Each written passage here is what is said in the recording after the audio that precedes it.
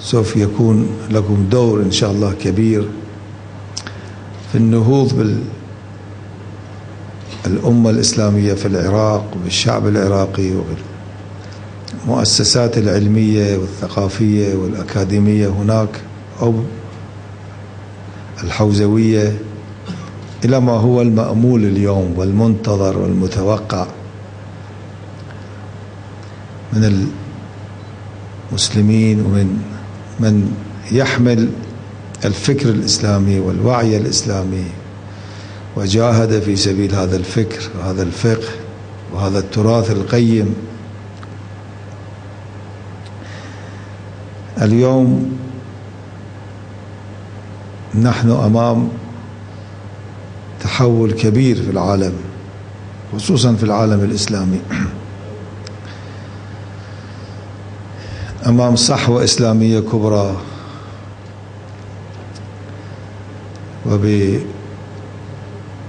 وبتوفيق الله سبحانه وتعالى تحققت تجربة إسلامية رائدة في إيران، وتلتها تجربة أخرى في العراق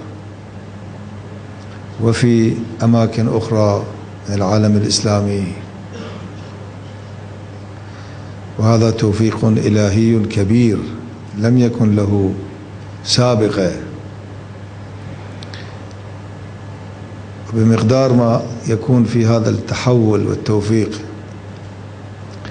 من فرصة كبيرة للإسلام وللحركة الإسلامية وللفكر الإسلامي وللفقه الإسلامي والتراث الإسلامي لكي ينتشر ولكي يحكم البلاد الإسلامية ويعيد صرح الحضارة الإسلامية المجيدة السابقة،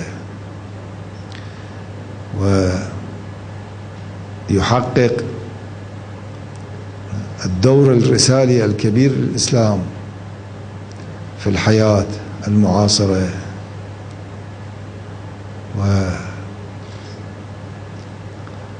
ويعبئ الطاقات التي أودعها الله سبحانه وتعالى في هذه الأمة وفي تراث هذه الأمة لكي ينشأ ويؤسس على أساسها الحضارة الإسلامية والمدنية الإسلامية والمجتمع الإسلامي الصحيح والعادل، والذي تسوده الأحكام الإسلامية، القيم الإسلامية، المثل الإسلامية. بقدر ما يكون في هذا التحول من فرصة عظيمة وكبيرة لإنجاز هذه الأمور التي هي كانت الآمال والأماني والمقاصد الكبيرة التي كنا وكنتم أنتم أيضا تعيشونها في بدايات الحركة الإسلامية المعاصرة في العالم الإسلامي، والتي كنا نشتاق إلى فرصة صغيرة لإنجاز شيء من هذه القيم ومن هذه المثل، وهذه فرصة كبيرة الآن تحققت في الجمهورية الإسلامية، في العراق، في بعض البلاد الإسلامية الأخرى،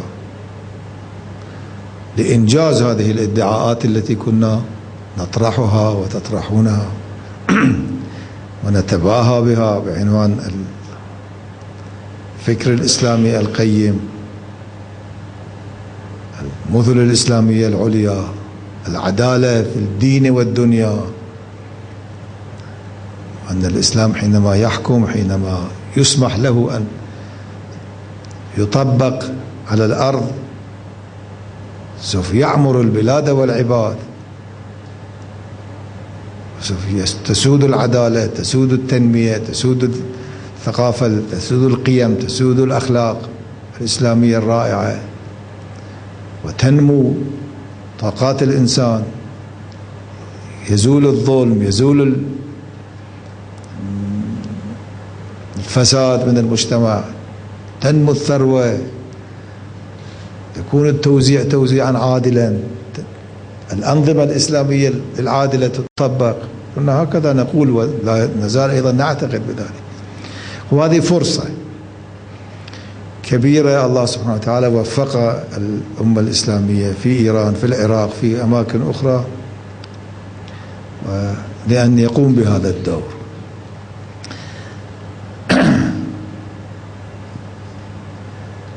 هذه الفرصة تكون ذات حدين، إذا استفيد منها واستغلت استغلالا صحيحا سوف تؤتي ثمارها، لكن إذا تهاونا في هذا الطريق، تكاسلنا أو اشتغلنا بأمور أخرى جانبية،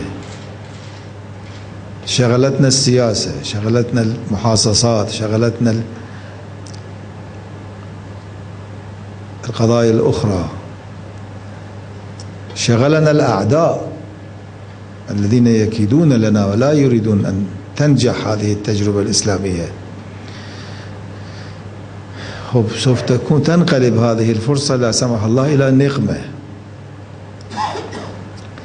وتتحول إلى حالة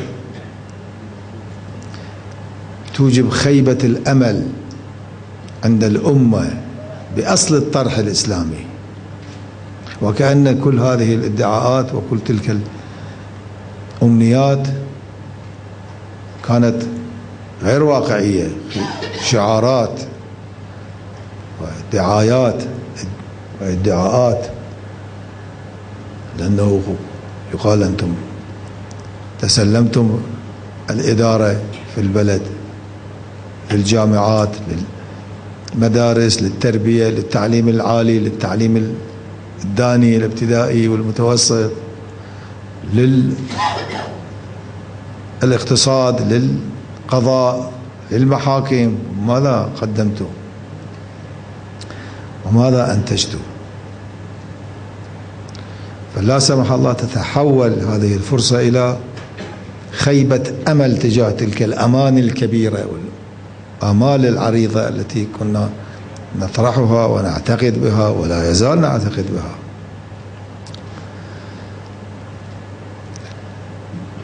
هذه نقطة مهمة لابد أن يفكر فيها كل إنسان يعتبر نفسه مثقف إسلامي، يعتبر نفسه أستاذ في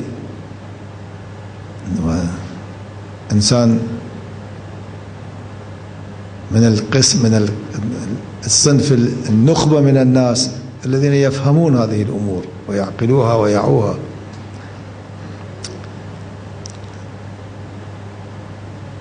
نحن اليوم بحاجة إلى أن نعبئ كل طاقاتنا لتحقيق تلك الأمنيات وإنجاز تلك الأهداف والآمال. حينما نقول الإسلام حينما يحكم يأتي بكذا في العدالة التوزيع مثلا الاقتصادي للبلد، ينبغي أن نقدم أطروحة، نقدم خطة لهذا، يكون عندنا خطة وأطروحة واضحة نقدمها.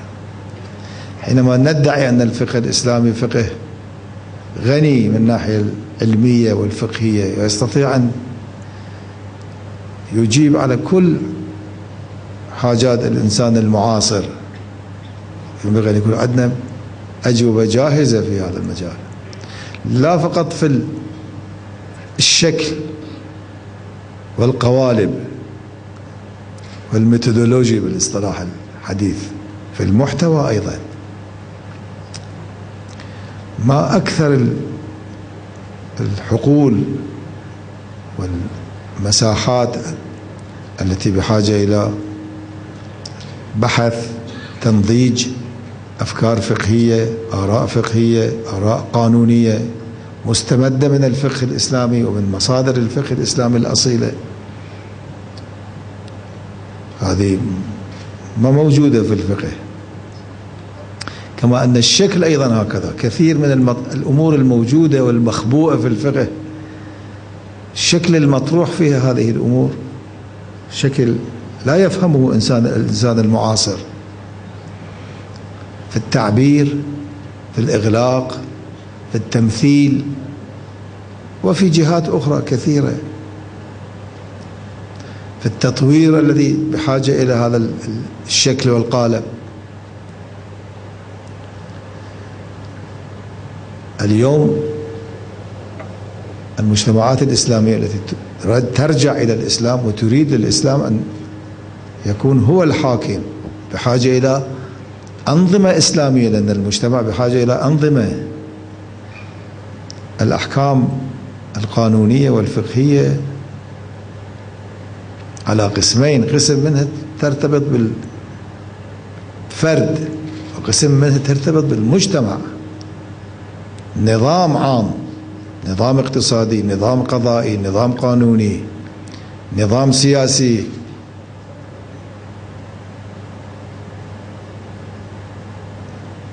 هذا غير الحكم الذي يرتبط بإنسان بينه وبين ربه وبين الشخص الذي يتعامل مع مثلا في معاملة في عقد من العقود. هذا النظام كامل له أعمدة النظامية، له السيستم النظامي الكامل. ينبغي أن يكون مشخص هذا النظام. ما هو نظامنا القضائي؟ ما هو النظام الذي ينبغي أن يحكم المحاكم؟ نظام النيابة العامة موجودة في الفقه الإسلامي أو ما موجود؟ ما هو مبناه الفقهي؟ ما هو نظام الإثبات؟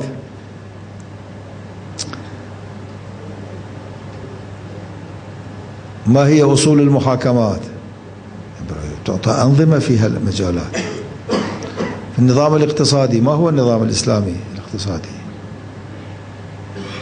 في النظام السياسي، في كل المساحات والجهات المختلفة لإدارة مجتمع إسلامي متطور